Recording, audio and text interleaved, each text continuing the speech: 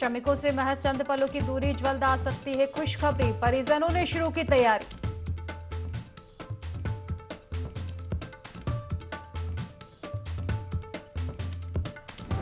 पूरा होने वाला है ऑपरेशन टनल, फोन कर पीएम मोदी ने मजदूरों का जाना हाल, सीएम धामी से ली रेस्क्यू ऑपरेशन की पूरी जानकारी। सीएम धामी ने ली बचाव अभियान की जानकारी, सुरंग के अंदर मैनुअल ड्रिलिंग में तेजी, जल्द मजदूरों को निकाल लिया जाएगा बाहर। पहाड़ से मैदान तक छाए रहे बादल, केदारनाथ की पहाड़ियों पर हुई बर्फबारी, मौसम विभाग ने जारी किया अलर्ट।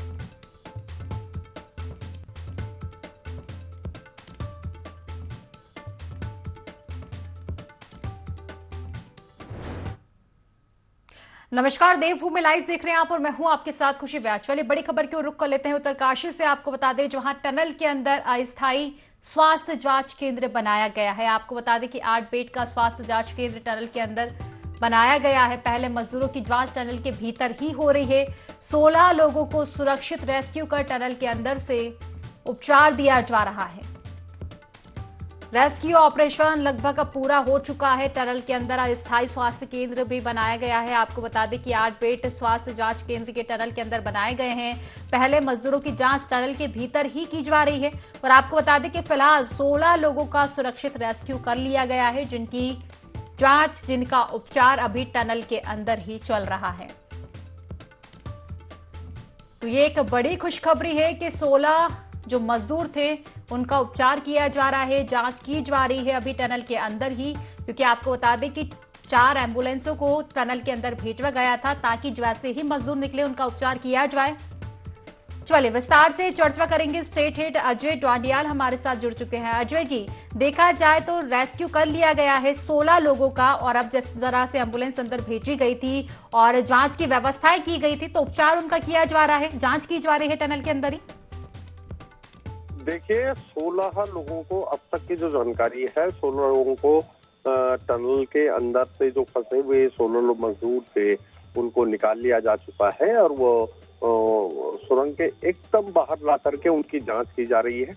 उसके बाद अगला जो अपडेट ये है उसमें एक और बाधा आ गई है।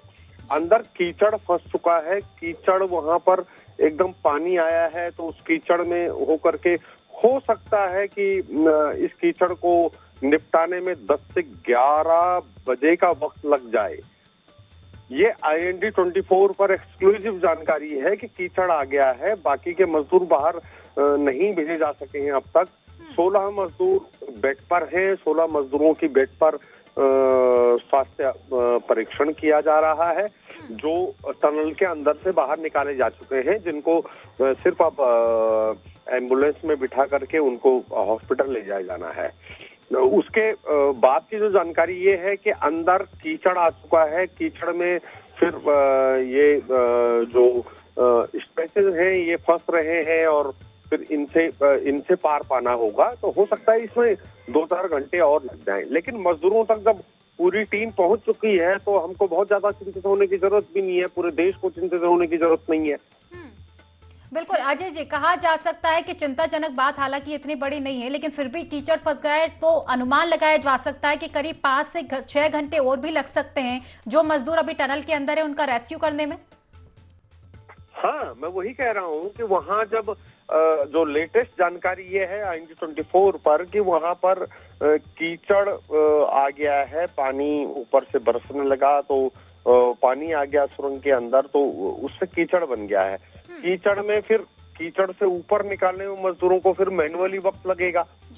जो NDRF कहा जा सकता है कि रेस्क्यू लगातार जारी है और जल्द ही तमाम मजदूरों को निकाला जा सकता है, निकाल लिया जाएगा। अजय जी, फिलहाल अगर हम 16 मजदूरों की बात करें जिनका उपचार किया जा रहा है, सफलतापूर्वक रेस्क्यू हो चुका है, उनकी क्या कुछ स्थिति है? क्योंकि उनकी स्थिति को देखकर हम बाकी मजदूरों की स्थिति का थोड़ा अनुमान लगा सकते हैं, क्योंकि आम बात ये नहीं है। 16 दिन फंसे हो चुके हैं और अब 17वां दिन भी लगातार जारी है। क्या कुछ स्थितियां उनकी देख पा रहे हैं? नहीं, देखिए, ये पहले से ही बताया जा रहा था और अभी भी बताया यही जा रहा है कि सभी लोग स्वस्थ हैं, सभी लोग सुरक्षित हैं, उसमें कोई दिक्कत नहीं है। सिर्फ उनका स्वास्थ्य परीक्षण किया जा रहा है। इसमें बहुत ज्यादा चिंता की बात किसी को भी नहीं है, न मजदूरों के परिजनों को इसकी चिंता की बात है और लोगों को ऐसी चिंता करनी चाहिए। वो एकदम स्वस्थ है, उनका स्वास्थ्य परीक्षण किया जा चुका है, बस अब उनको एम्बुलेंस से बाहर निकाला जाएगा। हाँ, अंदर थोड़ा कीचड़ आया है, उस कीचड़ को निपटने में हो सकता है 2 से 3 घंटे का वक्त और बिल्कुल अजय लगेगा। जी, कहा जा सकता है कीचड़ आ चुका है, लेकिन ये इतनी बड़ी बाधा नहीं है जिस तरह से अभी बड़ी बाधा से निपटा गया है। कुल मिलाकर कहा जा सकता है कि सफलतापूर्वक रेस्क्यू ऑपरेशन कदम बढ़ा रहा है सफलता की ओर। आधे मजदूरों को निकाल लिया गया है, बाकी मजदूरों को भी जल्द निकाल लिया जाएगा। फिलहाल शुक्रिया आपका तमाम जानकारी साझा करने के लिए।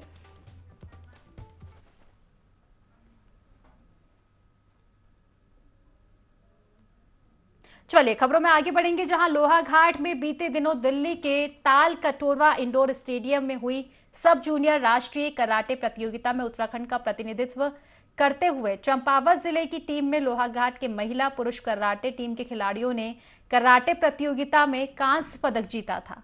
जिला कराटे एसोसिएशन चंपावत के सचिव कराटे कोच दीपक अधिकारी की अध्यक्षता में हुए सम्मान समारोह में मुख्य अतिथि बीआईटीएम के डायरेक्टर सामाजिक कार्यकर्ता आनंद अधिकारी और विशिष्ट अतिथि दिनेश बिष्ट ने राष्ट्रीय पदक विजेता कराटे खिलाड़ियों की पीठ थपथपाते हुए उन्हें सम्मानित किया।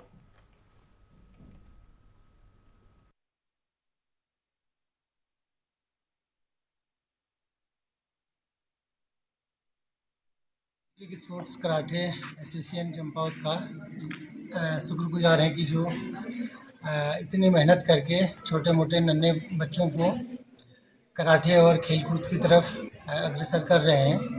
और नन्हे मुन्ने बच्चे अभी इतने दिल्ली में जाके मेडल जीत के लाए हैं, इसके लिए कराटे एसोसिएशन का बहुत बहुत आभार है। अभिभावकों से यह है कि अभिभावकों से अधिकतर समय बच्चों को खेल में लगाएं और इससे ये होगा कि नशे से बच्चे दूर रहेंगे और खेल की प्रतिभा बढ़ेंगी, जिससे आगे स्वरोजगार के लिए भी अपना एक साधन बनेगा।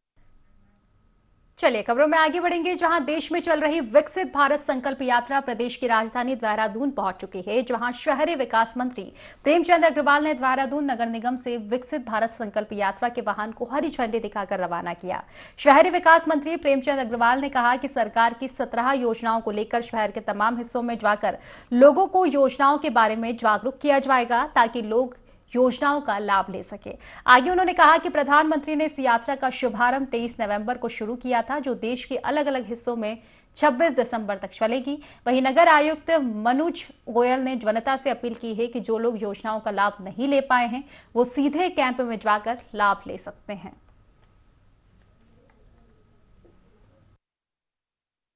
संकल्प यात्रा का जो रथ आज यहाँ से उसका शुभारंभ किया गया है, उसका उद्देश्य ये है कि जितनी विभिन्न सरकार की योजनाएं हैं और उसमें से यदि कोई लाभ नहीं ले पाया है तो वो पहुँचे, कैंप्स में पहुँचे और उनका लाभ ले, उनके बारे में जानकारी ले और सैचुरेशन की तरफ हम जो है बढ़े इस प्रकार से कि सभी जितने भी पात्र व्यक्ति हैं उनको उनका लाभ मिले। ये इस तरीके से इस पूरे कैंपेन को डिज़ाइन किया गया है कि विभिन्न क्षेत्रों में ये कैंप्स लगाए जा रहे हैं। ग्रामीण क्षेत्रों में पूर्व में शुरू हो चुके हैं, आज यहाँ पे देहरादून के शहरी क्षेत्रों में आज से शुरू हुए हैं। 22 कैंप लगेंगे अलग अलग क्षेत्रों में और इस प्रकार से उनको ऑर्गेनाइज किया जाएगा कि पूरे शहर का एरिया हम लोग कवर कर सके, ताकि किसी भी व्यक्ति को बहुत लंबा सफ़र या बहुत लंबा रास्ता तय न करना पड़े कैंप्स तक पहुँचने के लिए। सबका साथ, सबका विकास, सबका विश्वास, ये मूल मंत्र के साथ माननीय मोदी जी सरकार काम कर रही है। वो पूरी तरह से जो 17 योजनाएं हैं उसको लेके पूरे देश भर में उन लाभार्थियों तक इन योजनाओं का लाभ पहुंचे,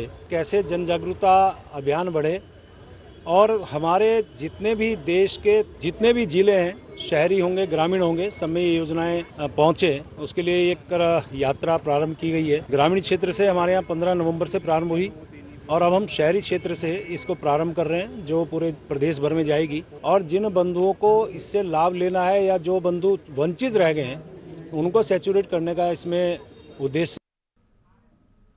तो पहाड़ों में पश्चिमी विक्षोभ का जबरदस्त असर देखने को मिल रहा है। सुबह से ही जोशीमठ क्षेत्र के ऊंचाई वाले इलाकों में जमकर बर्फबारी हो रही है।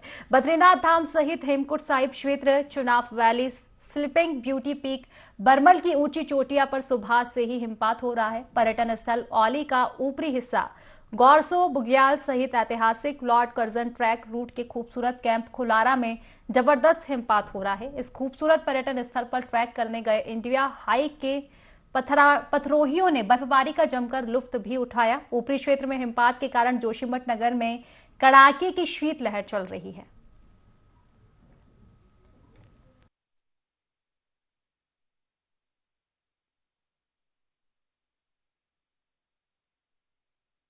अभी हम हैं खुलारा कैंप साइट पे। तो यहाँ पे स्नोफॉल की बात करें तो कल आई थिंक सुबह 10-11 बजे से स्नो स्टार्ट हो गई थी और अभी आई थिंक 5-6 इंच हो गई है। तो अभी हम देख रहे हैं आगे अगर हमें ट्रैक करना होगा तो गेटर्स वगैरह की ज़रूरत पड़ेगी इस टाइम पे। तो अभी वेट कर रहे हैं मौसम खुलने का। उत्तरकाशी के सलकेआरा टनल के लिए राहत एवं बचाव कार्य लगातार जारी है। वहीं टनल के बाहर अब हलचल तेज हो गई है और जल्द ही टनल में फंसे 41 मजदूरों के बाहर आने की उम्मीद भी जताई जा रही है। इसके लिए टनल के बाहर तमाम सुविधाओं का इंतजाम किया जा रहा है, जैसे खाने पीने के साथ साथ स्वास्थ्य सुविधा उपलब्ध करवाने के लिए एम्बुलेंस को भेज दिया गया है और एसडीआरएफ के जवान सुरंग के अंदर ही श्रमिकों के मेडिकल चेकअप के लिए बेड लेकर जा रहे हैं।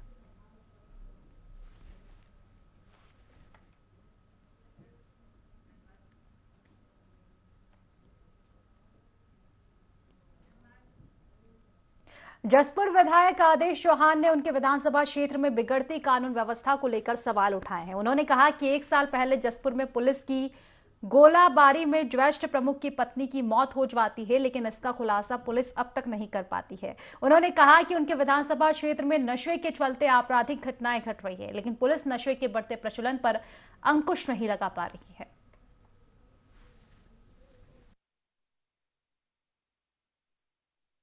ज्येष्ठ प्रमुख की पत्नी की हत्या होती है और उसको लगभग 1 वर्ष से अधिक हो गया, लेकिन उसका खुलासा आज तक पुलिस नहीं करती। और इसी तरह की घटना बहुत कई घटी, लेकिन परसों भी एक घटना घटी जिसको घर से बुला के उसकी निर्मम पिटाई की गई और उसकी मौत हो जाती है, लेकिन पुलिस उधर 304 में जेल भेजती है।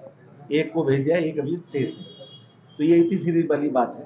तो मेरा कहना है कि जब कार्रवाई, और इसका मेन कारण है नशा, जो उसकी हत्या हुई है उन तीनों ने नशा किया और नशे में इतना पीट दिया गया कि उसकी हत्या हो जाती। और मैं नशे की बात कई बार उठा चुका हूं कि तराई में, वैसे तो उत्तराखंड में नशा कारोबार बढ़ चुका है, लेकिन तराई में और हरिद्वार में नशा बहुत इन था, जो सूखा नशा है जिसे स्मैक बोलते, उसके लिए लेकिन सरकार इसकी तरफ सोई हुई है और वो उल्टा पंजाब बनने की स्थिति में हमारी तराई है, लेकिन इस पर सरकार कोई कड़ा कदम नहीं उठा रही। केवल सरकार या अधिकारी केवल एक ही काम में लगे हैं कि भाई पैसा की आय कहां से बढ़ाई जाए। तो इस तरह की घटना इस राज्य में हो रही है। रुड़की सीओ पल्लवी त्यागी ने कलियर थाने के त्रैमासिक निरीक्षण किया। इस दौरान सीओ ने महत्वपूर्ण दस्तावेजों, मालखाना की बारीकी से जांच की और साथ ही कारतूसों की मात्रा एवं उसके रखरखाव के निरीक्षण के साथ थाना परिसर का भी भ्रमण किया। इस दौरान उन्होंने साफ सफाई को दुरुस्त रखने के निर्देश दिए। निरीक्षण के दौरान उन्होंने थाने में महत्वपूर्ण अभिलेखों की सघन जांच की और उसके रखरखाव के बारे में भी जानकारी ली। साथ ही थाने में खड़े वाहनों और मालखानों का जायजा भी लिया।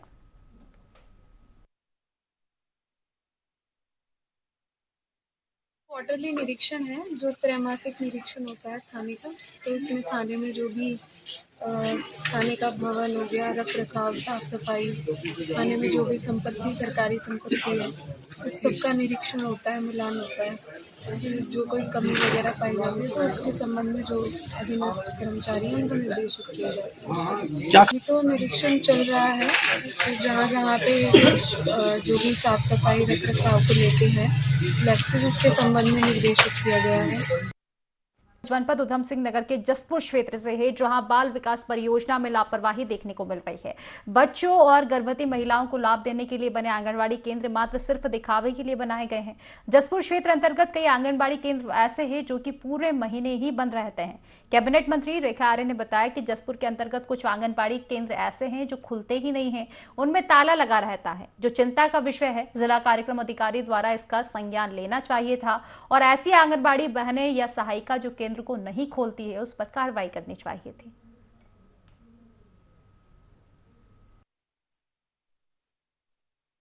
के अंतर्गत संज्ञान में दिया गया है कि कुछ आंगनबाड़ी केंद्र जो है वह खुलते ही नहीं है, उसमें ताला लगा रहता है।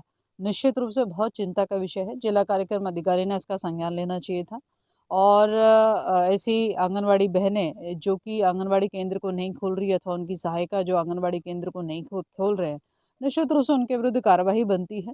आपने जो ये विषय संज्ञान में लेकर आए हैं, इस पर जांच करी जाएगी और जांच के उपरांत में यदि आपके यह कथन कि भी आंगनवाड़ी केंद्र किसी समय नहीं खुलते हैं, निश्चित रूप से आंगनवाड़ी केंद्र को पहले खुलवाना सुनिश्चित किया जाएगा और साथ ही ऐसी लोगों के विरुद्ध जो है कार्रवाई की जाएगी जिन लोगों ने आंगनवाड़ी केंद्र न खोलने का जो है काम किया है, क्योंकि यहाँ लगभग 3 से 4 घंटे आंगनवाड़ी केंद्र का खुलना आवश्यक है और उसी के माध्यम से हम गर्भवती महिला से लेकर हम बच्चों से लेकर हम उनको शिक्षा दीक्षा से लेकर पोषण से लेकर सभी चीज़ें योजनाओं से हम लोग यहाँ पर लाभान्वित करते हैं, जो कि बहुत उनके लिए बहुत आवश्यक है।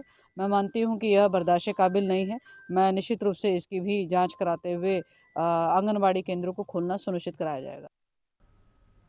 मुख्यमंत्री पुष्कर सिंह धामी ने सलक्यारा टनल रेस्क्यू ऑपरेशन का जायजा लिया। उन्होंने टनल के प्रवेश द्वार पर स्थित बाबा बैद्यनाथ के मंदिर पर पूजा अर्चना कर सभी श्रमिकों के सकुशल रेस्क्यू होने की कामना की।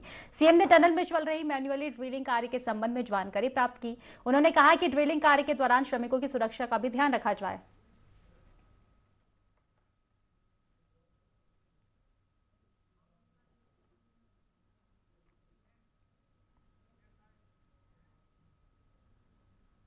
देहरादून के स्मार्ट सिटी प्रोजेक्ट पर विधायक विनोद चमोली ने सवाल उठाए हैं। विनोद चमोली का कहना है कि अधिकारियों ने प्रोजेक्ट के लिए तैयार डीपीआर को दरकिनार कर अपनी मनमर्जी की है। वहीं कांग्रेस ने विधायक विनोद चमोली का समर्थन किया है। साथ ही सवाल उठाते हुए कहा कि इतने दिनों से प्रोजेक्ट चल रहा था तो अब तक बीजेपी विधायक चुप क्यों थे।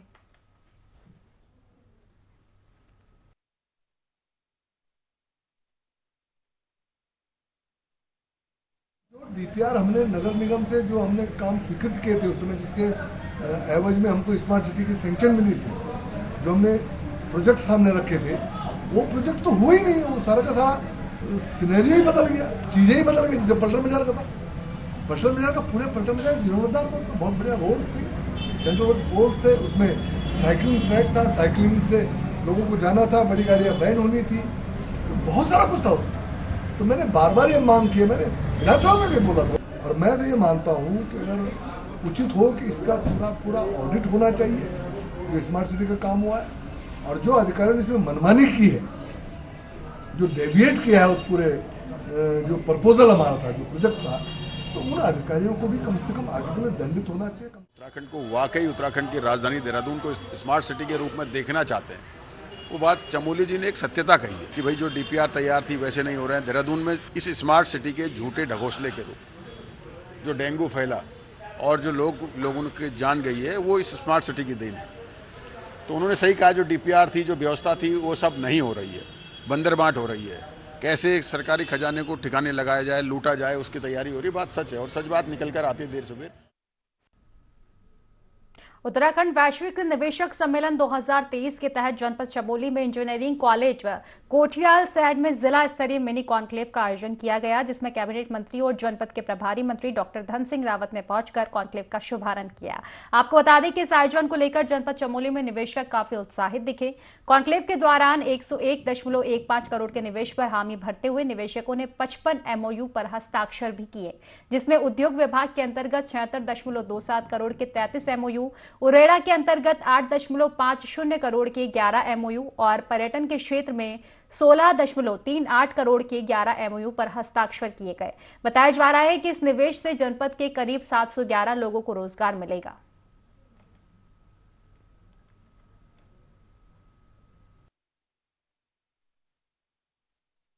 के भी जनपद के निवेशकों को हमने बुलाया था। लगभग 101 करोड़ रुपए के MOU यहाँ पे आज हो चुके हैं, और मैं कह सकता हूँ कि चमोली जनपद में भविष्य बहुत उज्जवल है।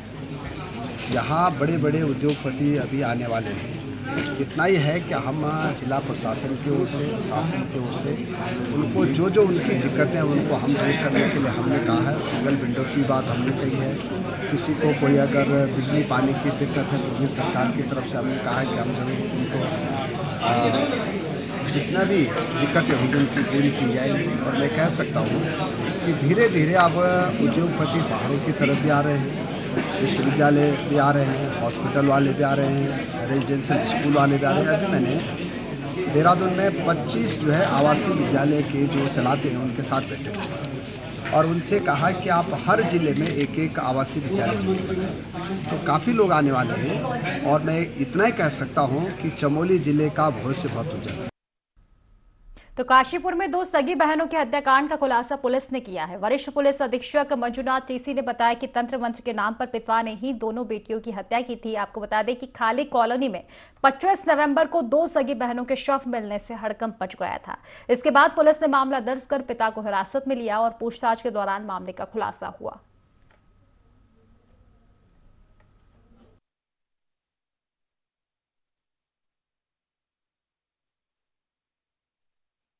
वालों ने जानकारी दी और पुलिस आई यहाँ पे। तो ये परिवार वाले आज भी मान रहे हैं कि ये हवा आके लेके चली गई करके। तो बड़ा ही वृद्ध विद्रावक ये बर्बरता का घटना है और कितना हद तक जो है मतलब इलिटरेसी और अनपढ़ता और लैक ऑफ नॉलेज जो है कभी कभी जान भी ले जाती है। साथियों मैं बताना चाहूँगा, इन्होंने जिन नहीं निकाला, जान ही निकल गई थी। कुछ चीज़ें जो है धार्मिकता से बाहर हो जाती है, मतलब धर्म और स्पिरिचुअलिटी तो अलग बात है, धार्मिक से बाहर होकर अंधविश्वास पे आना है ना, different type of black magic को करना, ये सब अगर कोई करता है तो आप लोगों को सतर्क रहना पड़ेगा। उनके घर वालों को जाके काउंसलिंग करना पड़ेगा और पुलिस प्रशासन को इन्फॉर्म करना पड़ेगा, क्योंकि इन सब चीज़ों से तंत्र मंत्र से जान भी जा सकती है। ठीक है ना। तो दुखद घटना है ये, हमारे लिए कोई बहुत बड़ी उपलब्धि नहीं है, ये बहुत दुखद घटना है। तो ये समाज के लिए एक सबक है। तो बहुत सैड स्टेट ऑफ अफेयर्स है। हमने हत्या का मुकदमा तो कर दिया, परंतु हम अपील भी करेंगे कि इनको फांसी मिल जाए। लक्सर पुलिस ने जंगल में चल रही शराब फैक्ट्री पर छापामार कार्रवाई की है। पुलिस ने मौके से 25 लीटर अवैध शराब और शराब बनाने के उपकरण जब्त किए हैं। साथ ही आपको बता दें कि 2000 लीटर लहान भी मौके पर नष्ट किया गया। पुलिस को आता देख आरोपी जो है मौके से फरार हो गया। फिलहाल पुलिस शराब बनाने वाले मास्टरमाइंड अमित की तलाश कर रही है।